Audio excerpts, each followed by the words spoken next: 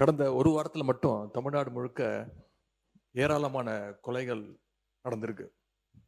முக்கியமாக கோவையில் கள்ளக்குறிச்சியை சேர்ந்த ஒடுக்கப்பட்ட பிரிவை சேர்ந்த 19 வயது பொறியியல் மாணவர் அமுதனை 20 பேர் கொண்ட ஒரு கும்பல் சென்ற திங்கட்கிழமை அடித்து கொலை செஞ்சிருக்கிறாங்க. இந்த பிரச்சனையை நான் ஏற்கனவே இந்த அவையில் எழுப்பும்பொழுது பள்ளிக்கல்வித்துறை அமைச்சர் இது ஒரு கோஷ்டி பூசலால் நடந்த தகராறு, நடந்த கொலை என்று இங்கே பதிய வைத்திருக்கிறார்.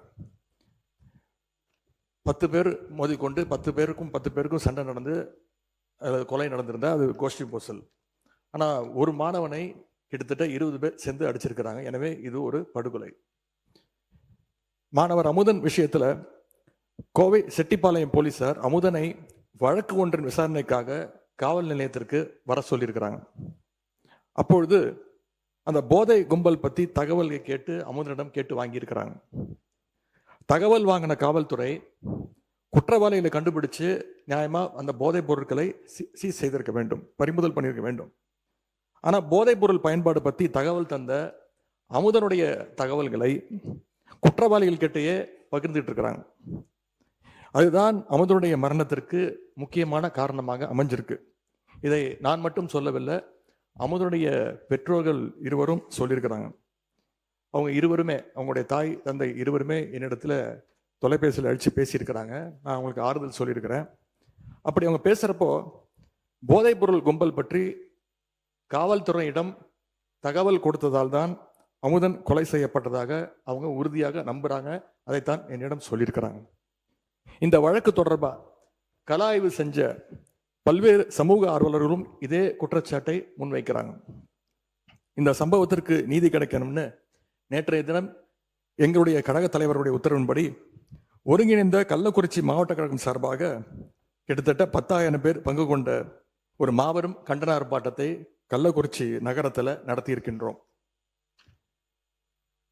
இந்த கொலையை ஏதோ ஒரு தனிப்பட்ட சம்பவமாக அல்லது கோஷ்டி பூசலாகவோ நாம் கடந்து போய்விட முடியாது. அரசின் அலட்சியத்தால, காவல்துறையுடைய பொறுப்பற்ற போக்கால தான் இந்த கொலை நடந்திருக்கு என்பதுதான் குற்றச்சாட்டு. மாணவர் அமுதன் கொலையில சம்பந்தப்பட்டவங்களுக்கு கடுமையான தண்டனையை நாம் வாங்கி கொடுக்க வேண்டும்.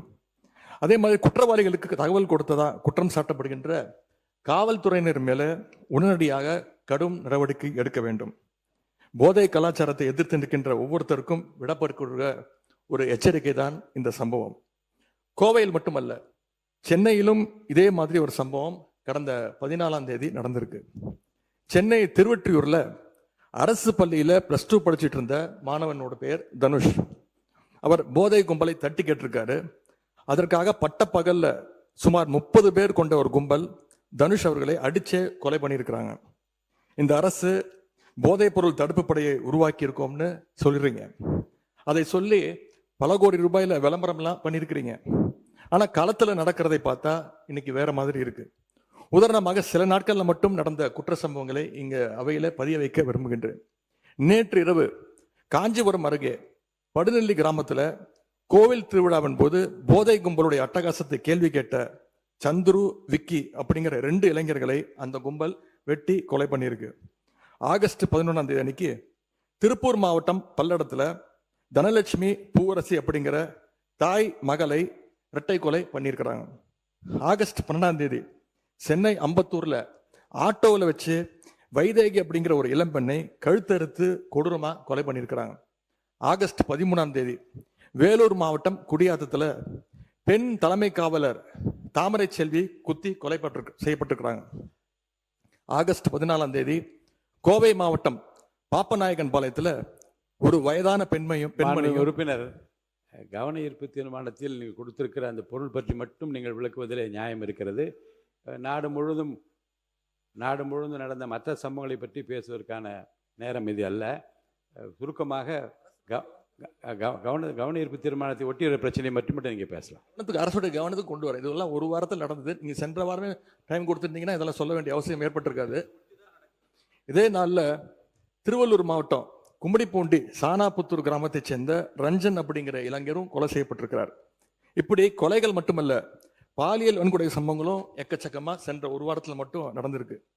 கிருஷ்ணகிரி மாவட்டத்தில் 9 வயது சிறுமி ஸ்கூல் முடிஞ்சு வீட்டுக்கு போயிட்டு இருந்தப்போ வழியில் கடத்தப்பட்டு பாலியல் வன்கொடுமைக்கு ஆளாக்கப்பட்டிருக்கிறாங்க. அதே மாதிரி தூத்துக்குடி மாவட்டம் ஆறுமுகநேரியில் ஆளுங்கட்சி நிர்வாகிகள் மேலேயே பாலியல் புகார்கள் இன்னைக்கு தொடர்ந்து வந்த வண்ணம் இருக்கிறது. அந்த மாவட்டத்தில் ஆளுங்கட்சி நிர்வாகிகள் மேலே வர்ற 2வது பாலியல் குற்றச்சாட்டு இது. ராணிப்பேட்டையில் ஆளுங்கட்சியினுடைய மாவட்ட செயலாளர் திரு விஜய் மோகன் மேலே ஒரு பெண் பாலியல் குற்றச்சாட்டு சொல்லியிருக்கிறாங்க. 100 நாள் சாதனைன்னு இந்த அரசு பெருமை பேசுகிற இதே நேரத்தில் தமிழ்நாட்டில் சட்டம் ஒழுங்கு இந்த 100 நாளில் எந்த அளவுக்கு மோசமாக இருக்குது அப்படிங்கிறதும் இந்த சம்பவங்களே சாட்சி. இது மாதிரியான சம்பவங்கள் தொடராமல் இருக்க இந்த அரசு என்னென்ன நடவடிக்கை எடுக்க போகுது? மிக முக்கியமாக பள்ளி கல்லூரிகளில் வன்முறைக்கு எதிராகவும் ஒழுக்கத்தை வளர்த்தெடுக்கவும் கவுன்சிலிங் வகுப்புகளை நடத்த வேண்டும்னு இந்த அரசை கேட்டுக்கொள்கின்றோம். போதைக்கு எதிரான தொடர் விழிப்புணர்வை ஏற்படுத்தணும். மிக முக்கியமாக சட்டம் ஒழுங்கு பிரச்சனையை கட்டுக்குள் கொண்டு வர இந்த அரசு உறுதியான நடவடிக்கை எடுக்க வேண்டும் என்று எங்களுடைய சார்பாக நான் கேட்டுக்கொள்கிறேன்.